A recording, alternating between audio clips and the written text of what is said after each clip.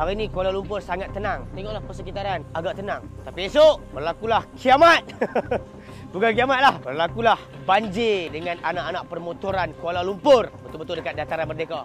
Esok, tentatif esok. Tolong tengok video ni berhabis. Takut apa lupa. Esok macam mana? Esok, event dah start pukul 10 pagi. 10 pagi dah boleh main parking dah. Alright dah. Better main awal. Sebab parking limited. Tak banyak parking dah. 12 tengah hari esok, kita ada set up satu konvoi masuk ke tempat event. Kita berkumpul depan Mara. Laki perempuan boleh campur. Kita berkumpul depan Mara. Kita akan pusing, congkit, sorong. Kita keluar balik ke sini. Kita masuk ke belah sana. Okay, nak masuk bukan ke sini. Masuk macam biasa pintu tengah. Pintu belakang tu.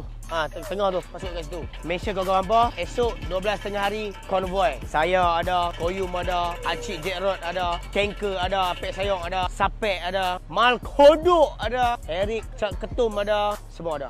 Esok akan berlaku satu benda yang besar di Dataran Merdeka. Kita punya hashtag lokasi panas. Make sure kawan-kawan apa esok. Siapa yang join konvoi esok, komen kat bawah ni on. 12 tengah hari semua depan Mara. Tolong komen on yang mana hadir esok. Assalamualaikum.